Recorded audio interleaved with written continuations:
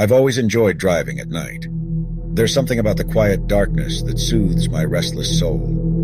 On this particular night, with the moon hidden behind a veil of thick clouds, I embarked on a drive along an unfamiliar, isolated road. Little did I know that this journey would become a nightmarish experience that would haunt me forever. The road stretched like an endless ribbon through dense woods, their shadows dancing eerily in the pale glow of my headlights.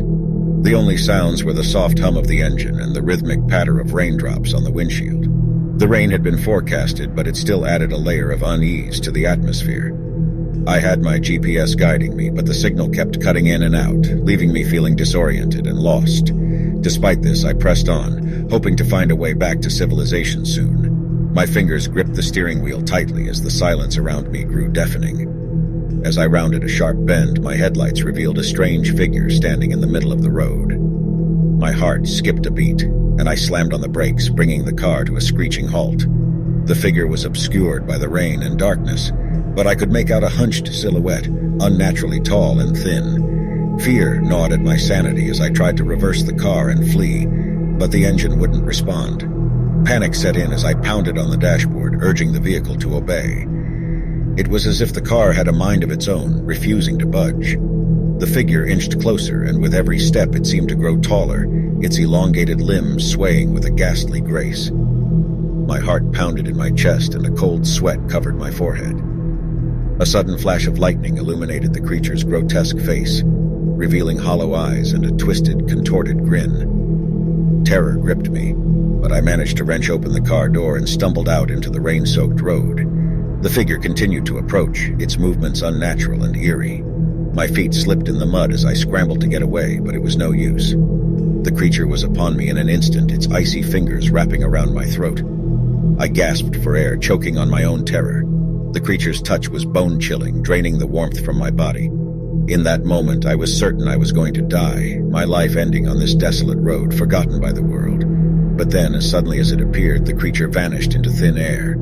I collapsed to my knees, gasping for breath, trying to comprehend what had just happened. Had it been a figment of my imagination? A hallucination brought on by exhaustion and fear?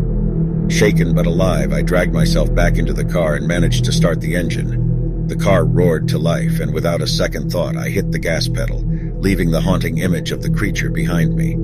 The rain intensified, creating a blurry and distorted view of the road ahead. I couldn't shake the feeling that I was being watched, that unseen eyes lurked in the darkness. My mind played tricks on me, and every shadow seemed to twist into monstrous shapes. As I drove, the road became increasingly unfamiliar, and the forest seemed to encroach upon it, narrowing the path ahead. Panic returned, and I fumbled for my phone, desperate for any signal to call for help. But as I glanced down at the screen, I froze. A chilling text message appeared on the screen. "Did you enjoy our little game?" My heart sank as I realized there was no signal to send or receive messages. The text had materialized out of thin air, and it bore the same twisted grin I had seen on the creature's face. The horror of the situation overwhelmed me, and I threw my phone away, praying to escape this nightmare. The road seemed to stretch on forever, never leading me to safety. The night grew darker, and my mind teetered on the edge of madness. Every now and then I caught glimpses of the creature from the corner of my eye, vanishing whenever I turned my head. I was trapped, a mere pawn in some sinister game. My desperation pushed me to drive faster, pushing the car to its limits, but the road only seemed to grow longer. My surroundings blurred into a chaotic mess of trees and shadows.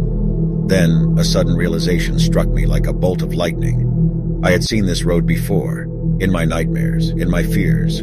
I was trapped in my own mind, battling with the darkness that lurked within. In a moment of clarity, I understood that the only way to escape was to face my fears head-on. I stopped the car and stepped out, determined to confront the terrifying apparition that had haunted me all night. As if on cue, the creature materialized before me, its malevolence palpable. But this time I stood my ground, unyielding against the terror that threatened to consume me. I faced the creature with all the courage I could muster, and to my surprise it began to change. The twisted grin softened and the hollow eyes filled with sorrow. The creature's elongated limbs shrank and its contorted form straightened. It was as if it was shedding its terrifying facade, revealing a being that was lost and tormented. "I am trapped," the creature's voice echoed in my mind.